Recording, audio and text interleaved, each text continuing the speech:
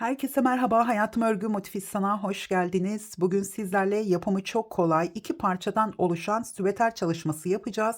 Süveterimiz hem şiş örgü hem de tığ örgüsüyle tamamladım. Gördüğünüz gibi bu kısımlarda şiş örgüsü ve kenardaki lastik çalışmalarında ise tığ kullandım. Şöyle etek ucunda göstermek istiyorum. Videonun başında gördünüz, burada biraz kadraja sığmıyor. Şimdi süveterimizin ölçüsü medium large aralığında oldu. Sizler santim hesabına göre ilerlerseniz daha iyi olur. Şimdi süveterimizin genişliği 60 santimetre, uzunluğu da 50 santimetre oldu. Uzunluğu biraz kısa oldu benim için ama yine de crop bir süveter çalışması için yeterli. 55 santimetre olsaydı biraz daha iyi olurdu aslında ama ipim yetmedi. O yüzden bu şekilde tamamladım. Şimdi burada kullanmış olduğum iplerimden bahsetmek istiyorum. Pullu ipim Molly Pulina, renk kodu 11. Ayrıca 50 gramda 145 metre uzunluğuna sahip. Bundan 4 yumak kullandım. 50 gram olarak 4 yumak, toplamda 200 gram kullandım. Sizler biraz daha uzun olsun isterseniz ya da large beden üzeri çalışmak isterseniz 250 gram yeterli olacaktır. Ayrıca şöyle Angora Alize'nin Angora Gold ipinden de hemen renk kodunu vereceğim. 1,5 yumak kullandım. Yine daha büyük örmek isterseniz 2 yumak yeterli gelecektir. Renk kodu şöyle bulamadım. 543 bu Angora ipimizin renk kodu. Evet, şimdi şiş örgüsünü kullandığım yerlerde 7 numara şiş kullandım. Ayrıca kenardaki lastik çalışmalarında ise 5 milimetre tığ kullanarak tamamladım. Buradaki çiçek çalışmasını, videomuz uzun olmazsa hemen videonun sonunda sizlerle paylaşacağım ya da yeni bir videoda paylaşacağım. Bunun dışında gördüğünüz gibi yakamız V yaka oldu. İki parçayı örüyoruz. Önde ve arkada birleştirme yapıyoruz. Daha sonra da kenardaki lastik çalışmalarıyla süveterimizi tamamlıyoruz. Evet, hazırsanız ve hemen aşağıdaki abone ol butonuna bastıysanız hemen süveterimizin yapımına başlayalım. Başlarken örnek çalışması için şişime 12 tane ilmek attım. Şimdi burada minyatür bir süveter çalışması yapacağız. Bütün sayıları da sizlere vereceğim. Sizler burada benim gibi örnek çalışmasında kullandığım angora ipini 2 kat yaparak yine aynı ölçülerde aynı şiş numarasıyla süveter çalışmanızı yapabilirsiniz. Yani 2 kat yaptığınız zaman yine 7 numara şiş kullanabilirsiniz. Eliniz çok gevşekse 6 numarayla da örebilirsiniz. Çünkü benim şiş örgüde elim biraz sıkı. Gevşek tutmaya çalışarak ördüm 7 numarayla da. Şimdi burada hemen şöyle düz örgüyü özellikle kenarlarda nasıl dönüş yaptığımı göstermek istiyorum. Çünkü daha sonra tığ işi lastik yaparken aynı şekilde olursa daha iyi olur. Şimdi burada hemen şöyle bakın, ilk ilmeklerimi attıktan sonra ilk ilmeğimi bu şekilde düz olarak alıyorum. Başlangıçta sadece bu şekilde ilerleyeceğim. Daha sonra bütün ilmeklerimi düz olarak örüyorum. Zaten düz örgüyü hepiniz biliyorsunuzdur. Ben burada şöyle bir iki sıra sadece kenar dönüşünü göstereceğim. Yine kenar dönüşünü de biliyorsunuzdur ama yine de yeni başlayan arkadaşlar için şimdi ilmek atmasını da göstermedim. Sonuçta yeni başlayan arkadaşlar düz örgüyü biliyor olması gerekiyor. Şöyle şimdi son ilmeğe geldiğim zaman ipimi ters alıyorum. Son ilmeği ters olarak örüyorum. Bu ön yüzde de ters yüzde de aynı şekilde. Şimdi burada yeni sıraya başlarken ilk ilmeğimi örmeden alıyorum. Daha sonra yine şimdi arka yüzde olduğumuz için ilmeklerimi ters olarak alacağım. Şöyle ters olarak örüyorum. Şimdi ben şiş örgüsüyle video çekerken gerçekten çok zorlanıyorum. Şişlerimi şu anda küçük şişler kullandığım halde çok zorlanıyorum. O yüzden kanalımda genellikle tığ işine daha çok yer veriyorum ama bazen de şiş örgüsü gerçekten çok güzel oluyor. Şimdi yine son ilmeğin olduğu yere geldim. Son ilmeği ters olarak alıyorum. Tekrar yeni sıraya başlarken ilmeğimi örmeden alacağım. Şöyle bazen kadrajdan çıkabilirim. İlmeğimi ters olarak, pardon, ilmeğimi örmeden aldım. Hemen ön yüzdeyim düz olarak örüyoruz. Şimdi ben süveterimde toplamda 38 tane ilmek attım. 27 santimetre genişliğinde oldu. Sizler large beden için medium large aralığında yaptım demiştim. Large beden için 40 ilmek, yani 2 ilmek arttırabilirsiniz.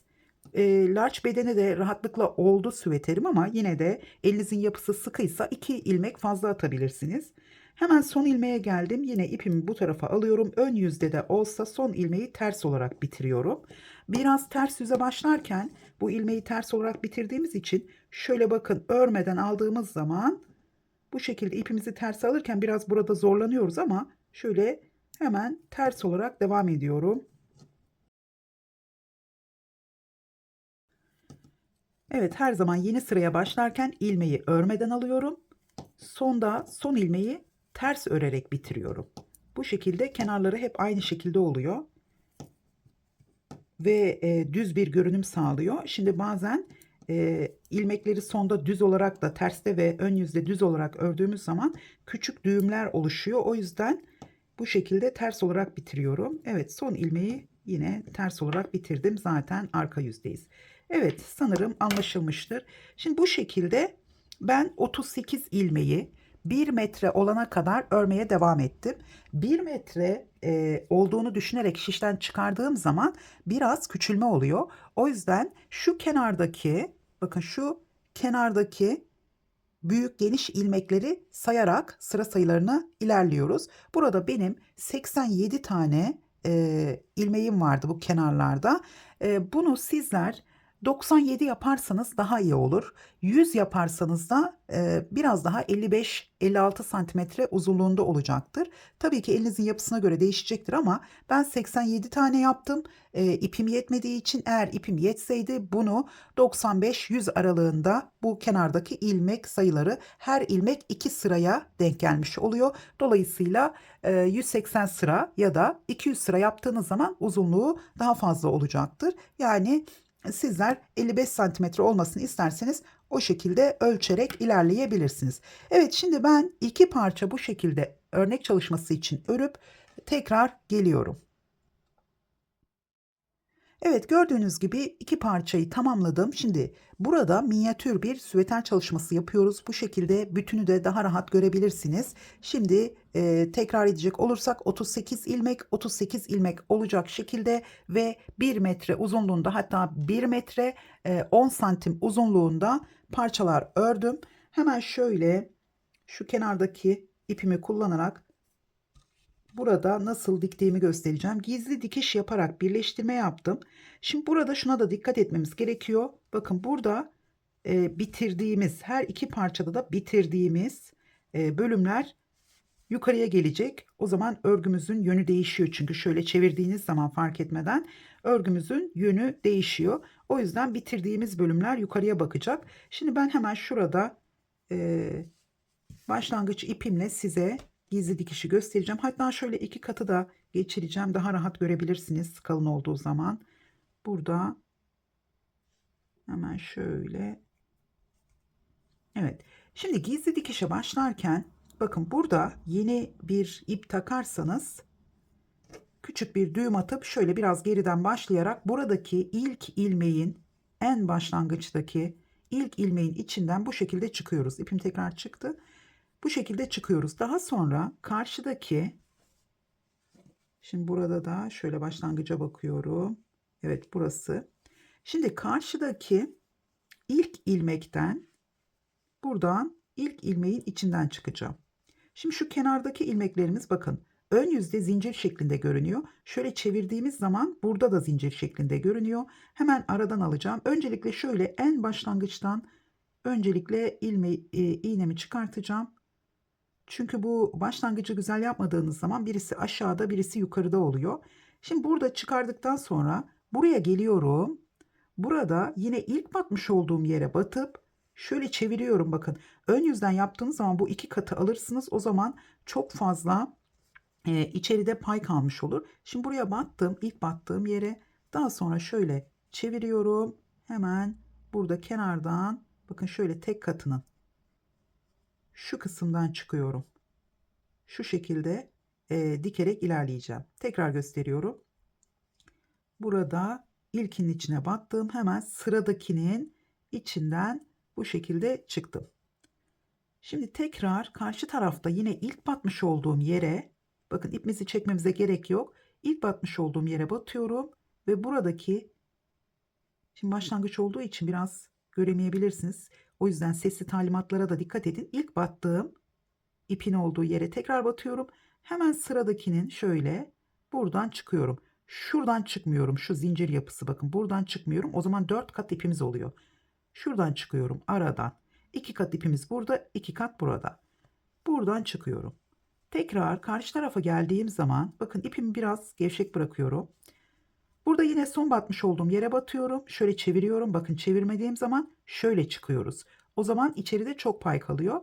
Buradan batıyorum. Hemen şöyle sıradakinin içinden çıktım. Bir kez daha göstereceğim, sonra ipimi çekeceğim. Karşı tarafta da yine şu ipimi bu tarafa çekeceğim. Karşı tarafta da yine en son batmış olduğum yere batıyorum. Döndüğü için kenarlar, bakın en son şöyle en son batmış olduğum yere batıyorum. İpin oradan çıktığı belli oluyor zaten. Buradan tekrar çıkıyorum. Bu şekilde birkaç tane yaptıktan sonra karşılıklı şöyle dikkatlice ipimi çekiyorum. Gördüğünüz gibi birleştirme yapmış olduk. Şöyle biraz daha çekeceğim. Evet. Gördüğünüz gibi düz bir şekilde birleştirmeyi yapmış olduk. Şimdi başlangıca o yüzden dikkat etmemiz gerekiyor. Önce buradan çıkıyoruz. Daha sonra hemen buranın ilk ilmeğinden çıkıp tekrar buraya geliyoruz. O şekilde devam ediyoruz. Videoyu biraz başa çekerek tekrar izleyebilirsiniz. Burada şimdi bir kez daha göstereceğim. Şöyle batıyorum.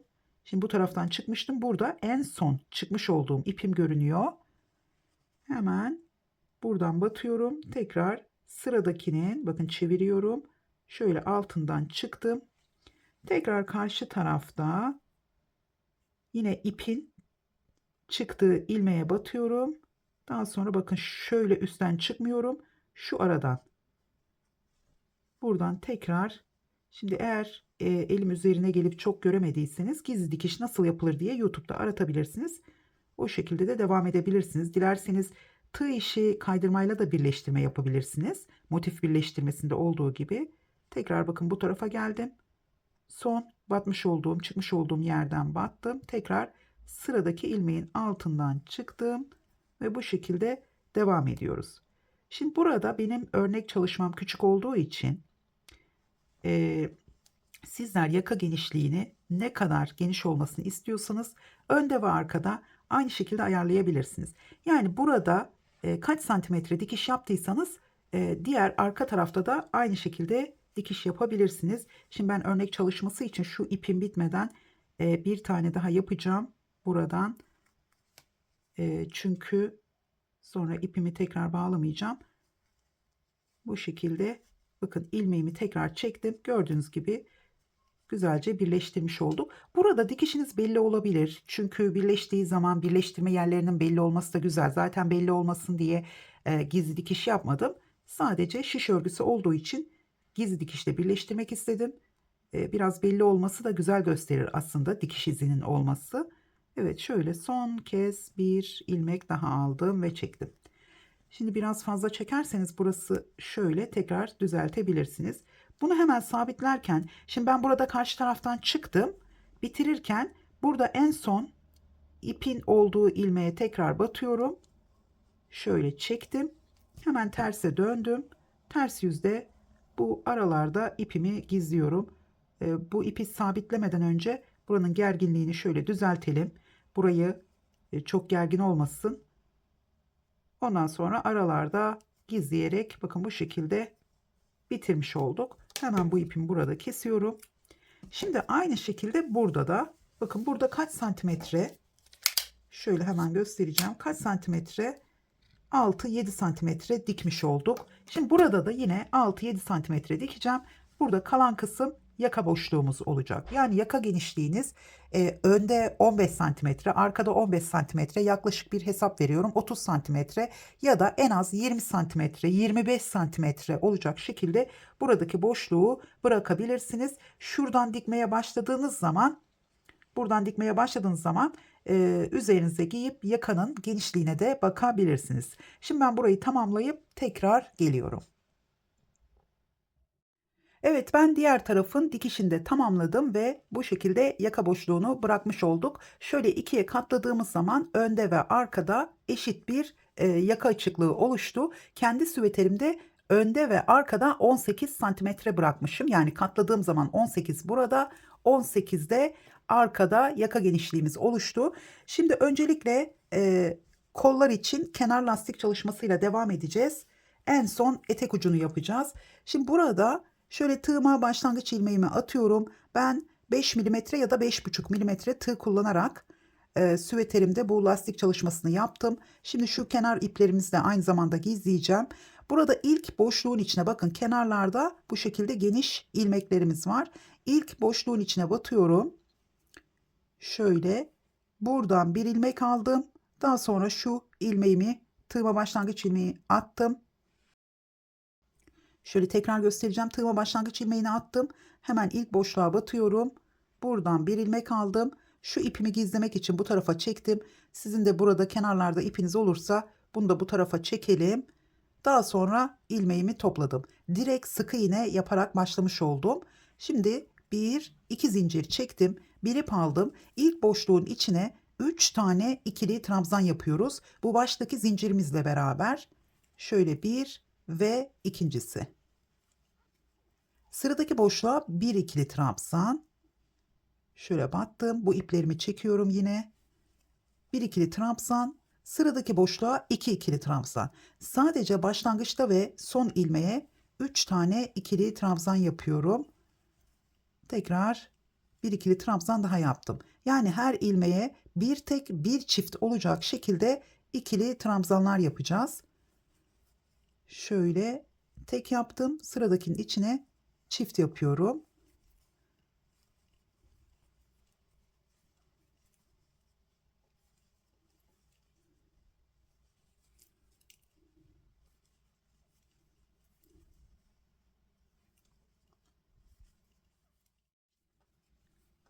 Evet, sona geldim. Şimdi sonda bir tane tek yaptım ve son ilmeğimiz kaldı. Buraya 3 tane ikili trabzan yapacağım. Sizler belki burada ilmek sayınız fark edebilir. Burada sondan bir öncekinde çift yaparsanız sonuncusuna 3 tane değil 2 tane yaparak bitirebilirsiniz. Yani ben burada tek yaptığım için sonuncusuna 3 tane yapacağım. Burada çift olsaydı sonuncusuna da çift olarak bitirecektim. Hemen buraya 1, 2 ve 3 tane ikili trabzan yaptım.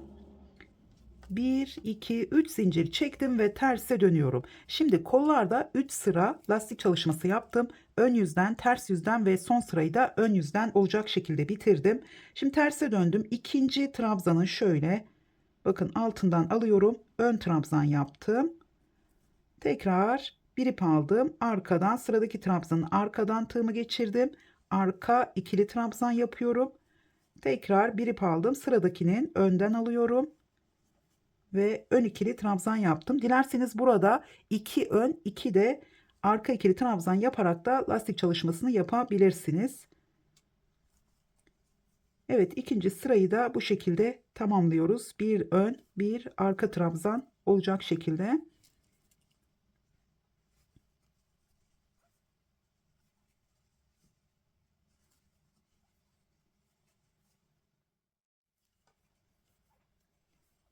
İkinci sıranın sonuna geldim. Sonda hemen şöyle son trabzanın üzerine batıyorum. Burada son trabzanın üzerine batacağım. Şöyle bir ikili trabzan daha yaptım. Şimdi tekrar 1 2 3 zincir çektim ve ön yüze döndüm. Şimdi üçüncü sırada arka gördüğümüz trabzana bakın, burası arka trabzan. Hemen şöyle arkadan alıyorum ve arka ikili trabzan yaptım. Kabarık görünenler ön trabzan. Tekrar önden aldım. Yine sıradakini arka ikili trabzan olarak devam ediyorum. Şimdi bu şekilde lastik çalışmamızı tamamlıyoruz. Şimdi ben bu sırayı tamamlayacağım. Diğer kenarı da tamamlayıp etek ucunu ve nasıl birleştirdiğimizi göstereceğim.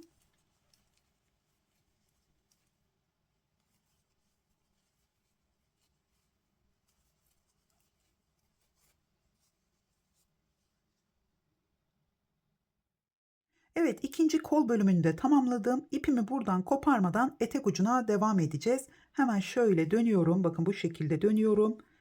Direkt 2, 3 zinciri çektim. Şimdi ilk trabzan boşluğuna bir ikili trabzan yapıyorum. Yine sıradaki yatay trabzan olduğu için burada her boşluğa 2 tane ikili trabzan yapıyorum. Tekrar üçüncüsünün içine 2 ikili trabzan. Şimdi ilmeklerin olduğu yere geldim. Burada yine bir tane tek, bir tane çift olarak devam edeceğiz. Şöyle 2 ilmeği birlikte aldım. Burada bir tane yaptım çünkü burada 2 tane yapmıştım. Şimdi sıradakinin içine 2 ikili trabzan. Tekrar sıradakinin içine bir ikili trabzan.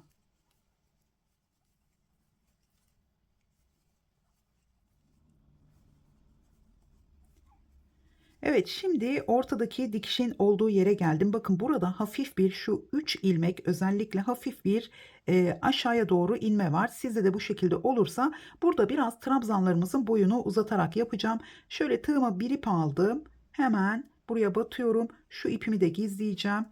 3 kere de çıkarak ilkinden tek şöyle uzattım. İkisini birlikte, ikisini birlikte. Şimdi buraya 2 tane yapıyorum.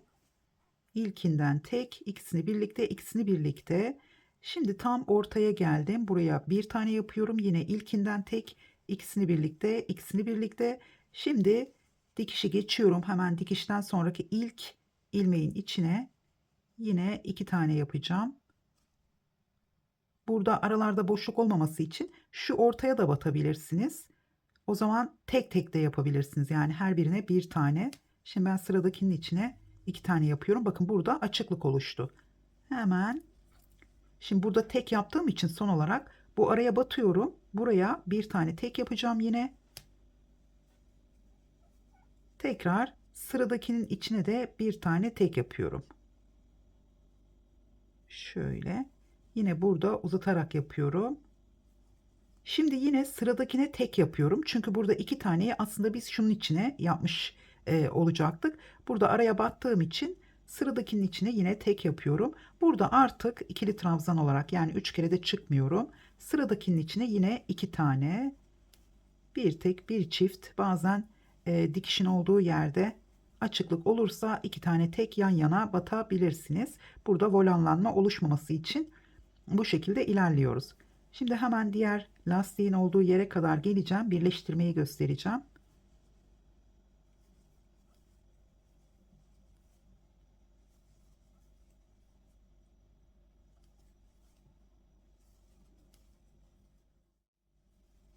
Evet, tekrar lastiğin olduğu yere geldim. Bakın buraya. Şimdi sonuncusunun içine çift olarak denk geldi.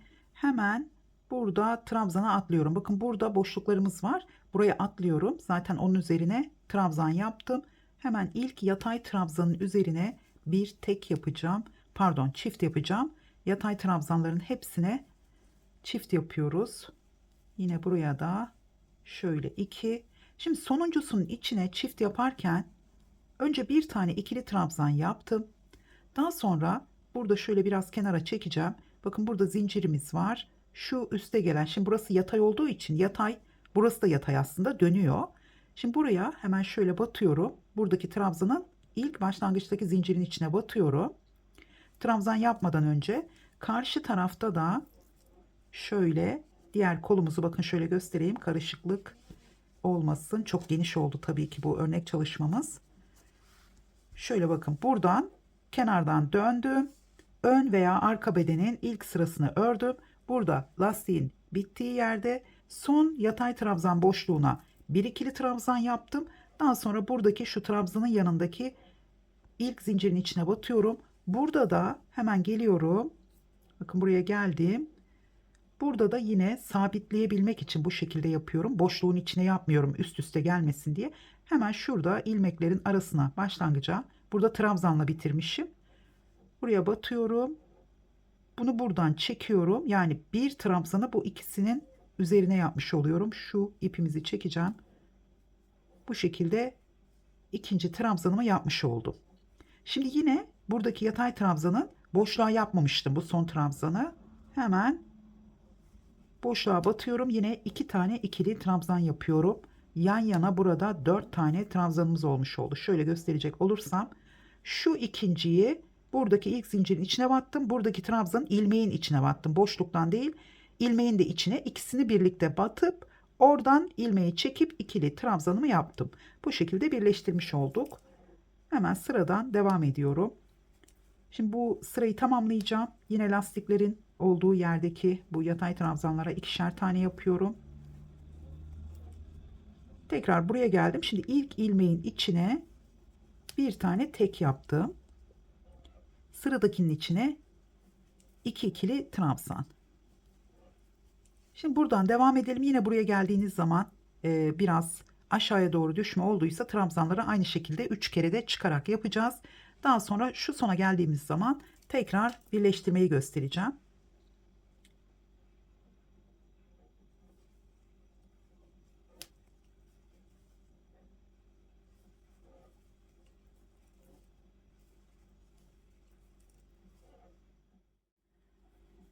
Evet, tekrar lastiğin olduğu yere geldim. Artık sırayı tamamladım. Şimdi burada yine ikişer tane yaptım. Sonuncusunun içine bir tane yaptım. Burada hemen yine ilk zincirin içine batıyorum. Bakın buradan değil. Burası şu şekilde yatay trabzan. Şurada ilkinin üçüncü ya da birinci zincirin içine battım. Şimdi burada biz zincirle buradan döndüğümüz için sadece birleştirme yapacağım. Bakın burada hemen şöyle bir zincirimiz, bir de ikili trabzanımız var. Hemen şuraya ilmeğe, şöyle kadrajdan çıkmışım, ilmeğin içine batıyorum. Buradan bir ip aldım. Bakın buradaki ilmekten çıkardım. Hemen ikili trabzan yaptım. Bu zinciri şöyle 1 2 3. zincirin içine batıyorum. Buradan kaydırmayla bağladım. Bu şekilde birleştirme yapmış olduk. Şimdi ikinci sıraya başlarken ön trabzan olarak başlayacağım. Hiç zincir çekmeden şu zincirli trabzanımızın altından aldım. Bu şekilde iki ilmeği birlikte topladım ve iki zincir çektim. Bu bizim ön ikili trabzanımız. Tekrar sıradakinin arkasından aldım. Arka ikili trabzan, sıradakinin önden aldım. Ön ikili trabzan yaptım. Şimdi bu sırayı tamamen göstermeyeceğim artık, çünkü birleştirme yaptığımız için düz bir şekilde devam edebilirsiniz. Ben 5-6 sıra ördüm etek ucunda. Kollarda 3 sıra yaptım ama biraz boyunu uzatmak için aslında etek ucunda o şekilde yaptım. Son kalan ipimi 2 sıra fazla lastik örerek, belki tam 6 sıra olmayabilir, 5 sıra da örmüş olabilirim. Saymadım şu anda. Ama 5-6 sıra lastik çalışması yaptım etek ucunda. Evet, bu şekilde lastik çalışmamıza devam ediyoruz. Şimdi başladığımız yere geldiğimiz zaman burada son trabzan, belki yine ön ikili trabzan olarak denk gelebilir. Yine ön ikili trabzan yapabilirsiniz. Ya da bu arka ikili trabzansa burada ikisini birlikte arka ikili trabzan olarak alıp kesme yapabilirsiniz. Yani bir ön bir arka ikili trabzan olabilmesi için bu şekilde ikisini birlikte arka olarak da yapabilirsiniz. Ya da yan yana, bu zaten yanlarda kaldığı için yan yana iki tane ön ikili trabzanınız olabilir. Buraya geldiğiniz zaman yine burada yapmış olduğumuz gibi birleştirme yapıp hemen alttan alıp sık iğne 2 zincirle tekrar arka ön trabzan yaparak lastik çalışmanızı istediğiniz şekilde uzatabilirsiniz. Evet, şimdi burada ben ipimi keseceğim.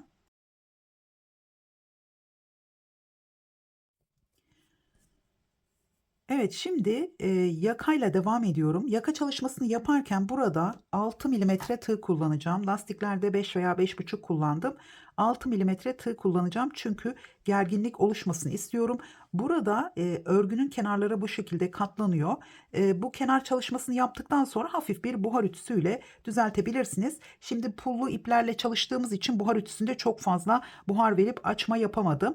O yüzden çok hafif buhar verdim. Elimle sadece düzelttim. Fakat buradaki yaka kenarlarına biraz buhar vererek şöyle düzeltmeye çalıştım.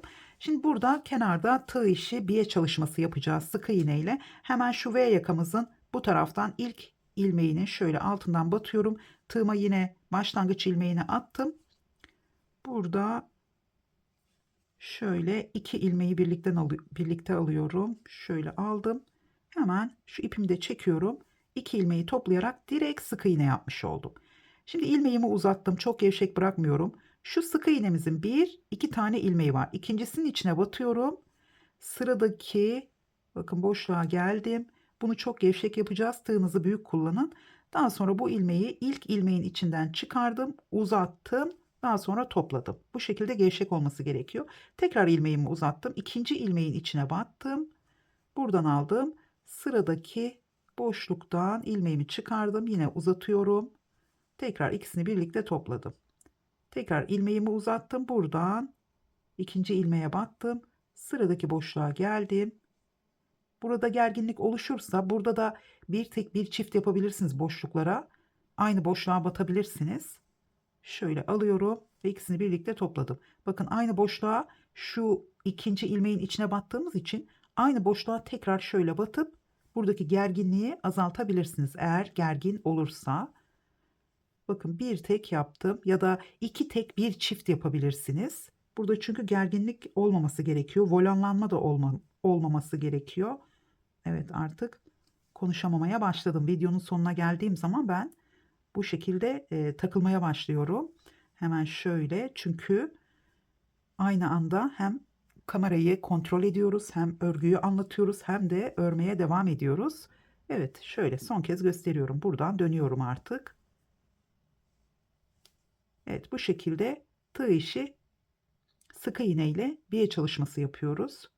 Özellikle şu dönüşe geldiğiniz zaman da aynı boşluğa iki tane batabilirsiniz. Çünkü bu biraz ilmeği uzatmazsanız burada bu biye çalışması topluyor. Şöyle yine ikisini birlikte topladım. Şimdi şu dönüş yerine geldiğimiz zaman, yani V yakamızın ortaya geldiğimiz zaman onu göstereceğim. Tekrar buraya geliyorum. Şöyle burada hiç iki tane batmadım, bir tane batalım. Örnek çalışması diye şöyle bir tane daha battım sonuncuya. Yine ilmeğim çıktı. Evet, hemen tekrar yapacağım. Buradan aldım. Tekrar buraya geldim. İlkinden şöyle çıkıyorum, uzatıyorum. İkisini birlikte topladım. Şimdi bakın dikişin olduğu yere geldim. Özellikle burada iki kere batabilirsiniz. Çünkü dönüş yaptığımız için. Şu anda ben zaten son boşluğa iki tane batmıştım. Hemen buraya geliyorum. Buraya da iki tane yapacağım. Şöyle buradan aldım. Tekrar aynı yere bir tane daha yaptım. Eğer burada volanlanma olursa ipinizi, yani şu ilmeğinizi çok gevşetmeden yapabilirsiniz. Şimdi buradan itibaren yine bir tek bir çift ya da iki tek bir çift şeklinde devam edebilirsiniz. Şöyle kadrajdan çıkmışım yine. Evet, ikinci ilmeğe batıyorum. Son kez gösteriyorum. Buraya geldim. Buradan bir ilmek aldım, uzattım ve ikisini birlikte topladım. Hemen şöyle bakalım. Gördüğünüz gibi yine örgü olarak görünüyor, fakat burada bir sabitleme yapmış oluyoruz. Benim şu anda gördüğünüz gibi ilmeklerim yine küçük olmuş buradaki ilmeklere göre. Çünkü ben bu örnek çalışmasını iki katla değil dört kat kullanarak yaptım. Birazcık uzun olabilmesi için buradaki parçaların. O yüzden burada dört kat yaparak kullandığım için burada kenar çalışmasını iki katla yaptım. O yüzden biraz küçük görünüyor. Bu şekilde de yaka çalışmasını tamamlamış olduk. Şimdi buradan geldiğiniz zaman da yine sonda iki tane yapıp hemen şu ilk yapmış olduğumuz sık iğnenin üzerine kaydırma yapıp bir zincir çekip ipinizi kesebilirsiniz. Evet, süveterimizin anlatımı bu şekilde tamamlamadık. Burada lastik çalışmanızı tamamlayacaksınız. Bu küçük minyatür çalışmanın üzerinde de bence çok güzel oldu. Çünkü bütün detayları verdim. Eğer söylemediğim ya da anlatmadığım yerler olursa bana yorumlarda yazabilirsiniz. Hemen çiçek yapımıyla devam ediyoruz. Evet, çiçeğimize başlarken 30 tane zincir çektim. Daha büyük olmasını isterseniz 35-40 tane de zincir çekebilirsiniz.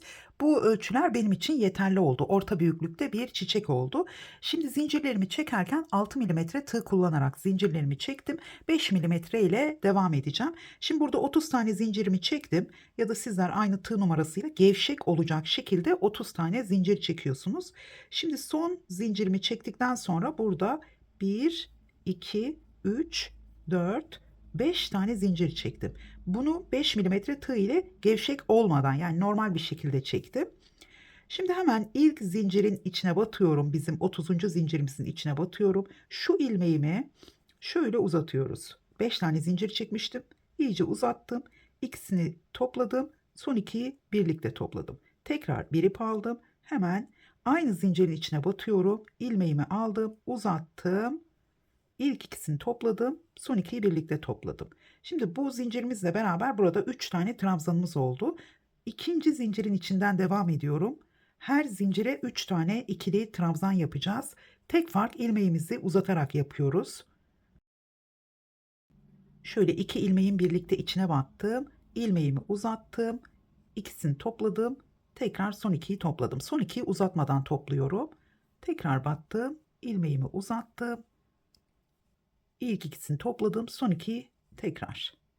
2 oldu. Şimdi şöyle üçüncüsünü yaptım. İkisini birlikte ve son ikiyi birlikte topladım. Sırasıyla bütün zincirlere 3 tane bu şekilde ikili trabzanlar yapıyoruz. Yani ilmekleri uzatarak.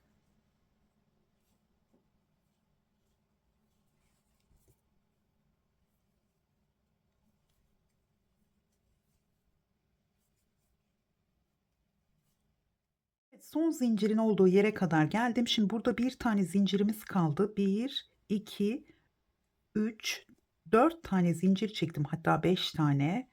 Şöyle son zincirin içine batıyorum. Buradan bir ip aldım. Şöyle kaydırmayla kapattım. Burada şimdi tekrar bir zincir çekip ipimi uzun bırakarak keseceğim. Çünkü bu ipimizle hem çiçeğimizi dikeceğiz hem de tekrar süveterimizin üzerine dikeceğiz. O yüzden yetecek kadar bırakırsanız iyi olur. Şimdi hemen burada şöyle iğnemi alacağım.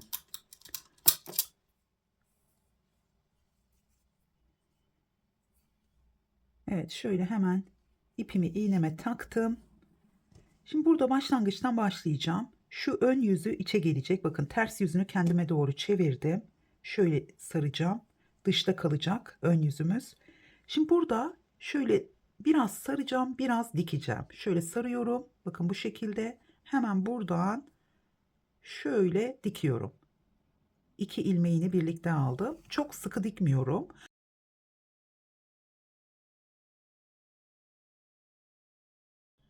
Tekrar şöyle bir, iki tane sardım. Tekrar burada bakın şuradan alıyorum. Şöyle burayı tutturuyorum. Aslında sardığım yeri tutturmuş oluyorum. Şöyle tekrar sardım. Bakın burada sardığım yeri buradan ilmeğimi aldım. Biraz içeriden de yapabilirsiniz. Şöyle bir tane dikiş yaptım. Tekrar sarıyorum. Burada biraz daha fazla yapacağım. Çünkü sardığımız zaman büyüdüğü için şöyle tekrar buraya geldim. Yani burada biraz rastgele dikiyorum aslında. Şöyle bir kez daha saracağım. Yine burada sardığım zaman hemen buraya birleştiriyorum. Tekrar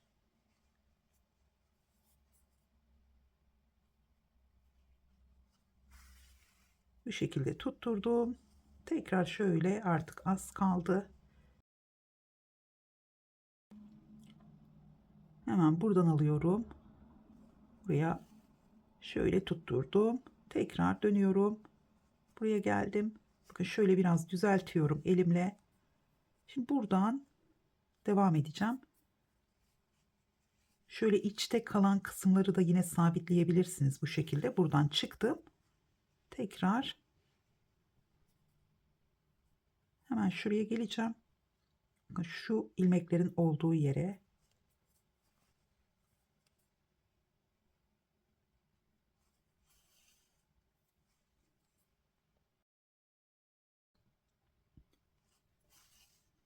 evet, şimdi ipim bu tarafta kaldığı için tekrar şuradan bir kez daha alacağım. Ortaya doğru getiriyorum.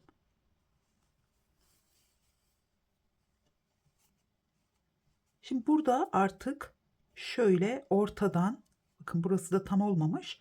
Ortadan çıkıyorum. Şu şöyle ortadan çıktım. Bunu artık süveterimizin üzerine dikebiliriz. Bakın bu şekilde olduğu zaman şurada çok çıktıysa burada hemen şuradan tekrar batıp şöyle Tekrar çıkıyorum. Bakın sabitlemiş oldum. Gördüğünüz gibi. Şöyle hemen elimle düzelteceğim. Biraz daha büyük yapmak isterseniz ilmeklerinizi daha da uzatabilirsiniz. 7 zincir çekip daha da uzun yapabilirsiniz. Ya da burada 35 zincirin üzerine 40 zincirin üzerine de yapıp daha fazla sararak bu çiçeğimizi daha büyük yapabilirsiniz. Evet, bunu şimdi burada şöyle yine burada göstereceğim. Şimdi yakaya dikerken şimdi bunu alta aldım gördüğünüz gibi. Buradan tekrar tam buraya şöyle sabitliyorum. Bakın şöyle çektim. Daha sonra buradan tutuyorum. Buradan batıp çiçeğin ortasından çıkıyorum. Bakın şöyle. Daha sonra buradan batıyorum. Yine alttan çıkacağım. Ve alt yapraklara da, yani her zaman ortadan çıkmanız gerekmiyor. Şimdi burada şu alt yapraklara da aralardan şöyle buradan çıktım. Hemen şu araya battım.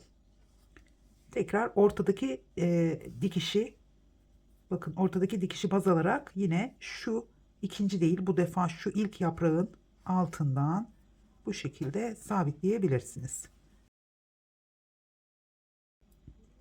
Evet, şöyle alta alacağım. Şimdi ben süveterimin üzerindeki çiçekte biraz pullu ipim artmıştı. Bunu pullu ipim olmadan bu çiçeği yaptım. Çünkü daha belirgin olsun istedim. Şimdi burada daha sonra artan ipimle şöyle göstermek istiyorum. Bakın burada artan ipimle şu kenarlara kaydırma yaptım pullu ipimle.